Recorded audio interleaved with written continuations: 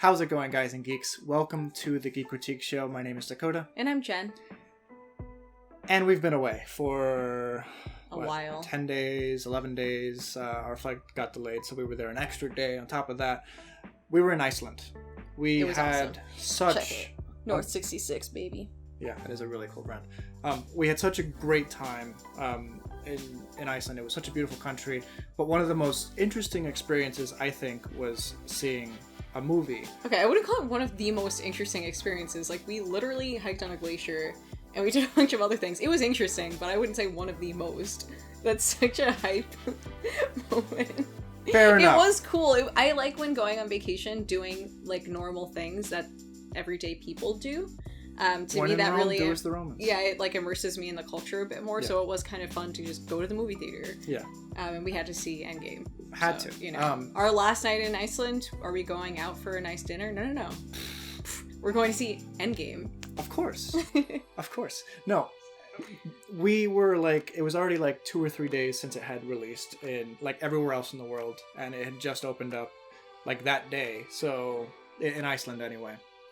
So we had to see it, even though it was a little bit late. I mean, it felt like a movie theater with slight alterations. Yeah, and I think the fact that it was just like little differences that made it so interesting. The candy was very good. I got some candies that... See... Well, so some of them were really good, and then there were other ones that were just outright disgusting. Yeah, there was so like... it was a mixed bag. There were... Yeah, literally, because you had to mix a bag of candies to bring. They have a weird fascination with skull-shaped candies. I'm not sure if that's a brand. I don't know. We had a lot of skull-shaped things. Yeah, most of it was licorice flavored. But that was dangerous because when you go to pick it up, like, if like they're all like this, some of them are the same shape. Right. So you could get, it was like a roll of the die, you know. Like, it was a roll of die, so very scary. But that's not the scariest part of the video. What I didn't like about Icelandic candies was some of them were really sweet, and some of them were almost savory. Yeah, like there was weird. licorice covered in salt. Mm-hmm. And that one was pretty disgusting because when you're, I am actually a big fan of black licorice. I like black licorice a lot, and I got some while I was there. But when you're like eating like really sweet things to all of a sudden have a mouthful of salt and licorice, like that was a bit unsettling. Definitely. But let's talk about like actually seeing the movie in theaters. What the first obvious change is, I was worried that it was going to be in a different language. If it was in a different language, like the audio, I would have walked out because I can't experience like all these characters I love in a language I don't understand. Dubbed over. I'm happy to say that Iceland is far too small of a country for them to have created a dub for. But they did subtitle it in Icelandic. Which was actually kind of cool. I was a little jarring at first, but then you just totally, yeah, you can ignore it. I was kind of paying attention to the subtitles. Like at one point, Steve Rogers says Garden State, or Tony says Garden State, and they translated it to New Jersey, which I thought was kind of cool because it's like, yeah, they wouldn't know that that's like Garden State is New Jersey, so it makes sense that they, you know, there are things like that. Yeah, colloquialisms that don't translate, so they have to make it more apparent. And with the way that Icelandic is written, I mean, even if you don't speak Icelandic, some words, I mean, some of them, I mean, this is Icelandic, right? And it's almost... Sjóklædd Gerþin. Yeah, like some stuff you're like, okay, I totally can't read that, but other things you can kind of put together. And I mean, that it pretty much just said New Jersey. Right. One thing I noticed because of the subtitles, actually, not that I speak Icelandic, but the film was made to be subtitled in as many languages as possible. So it was interesting that in the scene where they visit Japan, you'll notice that the subtitles in English, where like they're speaking Japanese, aren't at the bottom of the screen. Oh, they're floating next to the characters. And I thought that was a weird choice, and I thought that was actually like an Icelandic thing that they do, but it was in the American version as well. Because when they're putting the subtitles in all the different languages, it's gonna that's cool. It was actually really cool that they thought ahead. That. Yeah. So that was interesting, and I think probably the scariest part. Literally in the middle of the movie. Like, it wasn't like a crazy action scene, but it's a scene that you're super engrossed in. The screen just goes blank, the lights come on, and people start going towards the exits. People jump up. Like, they're like hop up out of their seats and start going towards the exits. And I'm, in general, just to preface this, I'm a very anxious person, just in general. In public places, certainly. In many situations, I'm very anxious. And I got so scared. I freaked out. I mean, because if there's gonna be like a shooting or something, like Endgame is a huge film, and I feel like that could totally happen. Yeah. and like the opening night in Iceland, seeing it in Reykjavik. But it turns out that they have an intermission. They have intermissions in Iceland. How strange. How kind. But they didn't have intermission on the screen. No! It just...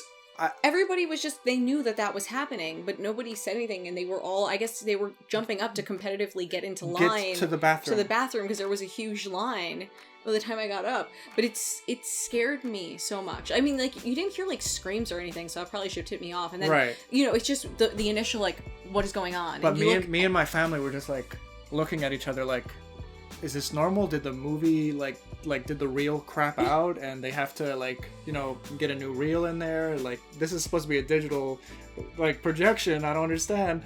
I thought something was wrong with the actual projector. That was my first gut reaction. And that was a scary thought, because I don't want my first experience with Endgame being ruined by a theater that doesn't work. And I just don't want to get killed. Yes, that's probably a little bit more, maybe more irrational, but also more real. Potentially, more real. So that was fun, but it turned out, we had a nice little bathroom break. I wish they would have said intermission on the screen. Then it would have been fine. Instead, they cut to, like, the whatever Icelandic, like, candy brand. But that didn't happen right away. It took them, like, a bit for that to start. So that's why I was like, what is this? Yeah.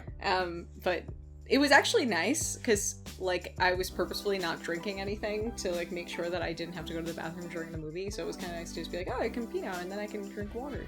Another really weird thing with seeing a movie like Endgame, opening night in Iceland, was the stark contrast of the American audience that I'm used to versus the Icelandic audience that I've never met before. But that I've never met before. Not personally. There was no cheering. There was no clapping. There was no talking, thankfully. No even, like, gasps. No gasps. No... Very quiet. There were some laughs in funny scenes, but such a... Subdued, stoic movie-going experience. Me and my brother were the only ones cheering. We're not going to talk about, like, spoilers in this video, but there were points that you just wanted to cheer, or at the end of the movie, you gotta start clapping. Even, like, we saw it the other night in America, and everybody clapped, and this isn't even opening night. Like, usually a lot of films, like, you don't clap unless it's, like, opening night or opening weekend. Right. This was, like, a weeknight, and there was, like, there was more excitement going on in the audience than on opening night in Iceland. We realized later in our trip that there is literally only one comic book store in all of the island. Yeah. One comic book store on an island.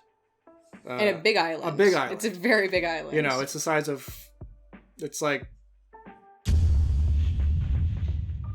It's a huge place with only one comic book shop that we actually got to go to, and it's probably one of the coolest places. Yeah, that was so amazing. And they had so many things that, like, even I've been to, like, a lot of stores here that I was not able to find, like, things that I've been kind of looking for that I wasn't able to find. So that was awesome. Yeah. And it was cool seeing certain comics and stuff like that in Icelandic. Yeah, the store literally translates comic translating books into their language. It's so cool. They had an amazing gaming section, not like video games, like board games. Yeah, it's huge. Yeah, that was amazing too. Like, they had a ton of board games, and Dakota's brother is really into board games and actually has made his own board game. Yes. #Questicus. We'll talk more about that in a future video. Yeah, and it was cool. They had a bunch of everything, which was awesome. Yeah. Overall, really cool trip. Just a really strange movie-going experience. Ultimately, it was worth going just for that experience. But you guys probably don't necessarily care for, our travels outside of the US.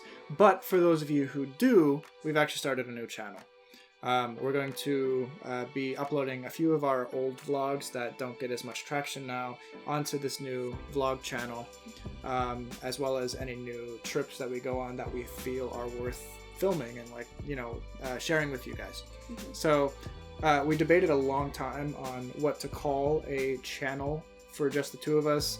We bounced back and forth between, like, Geek Odyssey to Trek Critique to Geekly Vlogs to It's really hard for some reason picking a name for a travel YouTube channel. Like, Geekritique just kind of happened, and, like, Like, when we first came up with the idea that we were going to do this, Dakota said Geekritique, and I was like, that's great, let's do it.